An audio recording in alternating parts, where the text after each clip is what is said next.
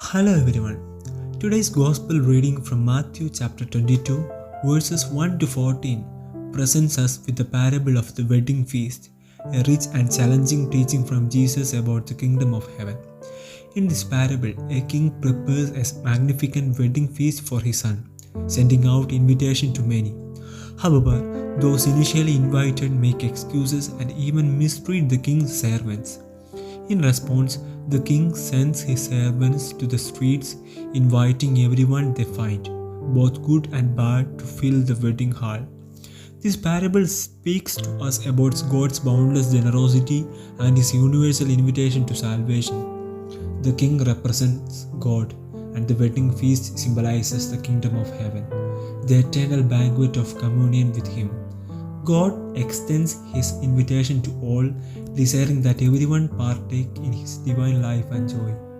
The initial guests who reject the invitation can be seen as those who, despite being called, prioritize worldly concerns over God's gracious offer. Their indifference and hostility highlight the tragic reality of rejecting divine grace. Yet, God's plan is not thwarted. The king's decision to invite people from the streets, the good and the bad, demonstrates God's expansive mercy and his desire to include all who are willing to respond. This signifies that the invitation to the kingdom is not exclusive to any particular group, but is open to everyone regardless of their past or present circumstances. As St. Augustine teaches, the church gathers both good and bad within its embrace, just as the net gathers all kinds of fish. However, the parable takes a crucial turn with the man who arrives without a wedding garment. This detail is not about outward appearance but about the inner disposition required to enter God's kingdom. The wedding garment symbolizes the righteousness, holiness, and conversion of heart that are necessary to participate in the divine feast. It represents the grace of God that transforms us and the virtuous life we are called to live in response to His invitation. To be without a wedding garment means to presume upon God's mercy without undergoing the necessary spiritual transformation to enter the sacred space without reverence or preparation. As St. John Chrysostom explains, this man was not cast out for his poverty, but for his wickedness and contempt.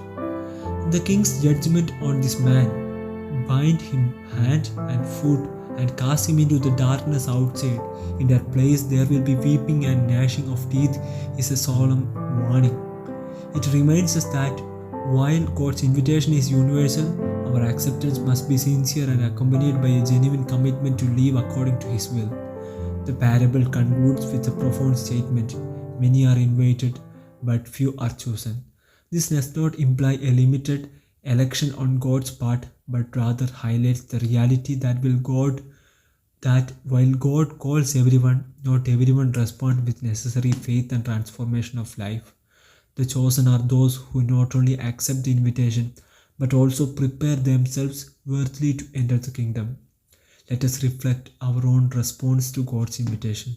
Are we making excuses, or are we eagerly preparing ourselves with the wedding garment of faith and good works?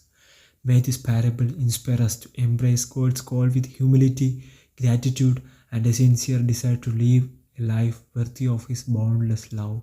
Amen.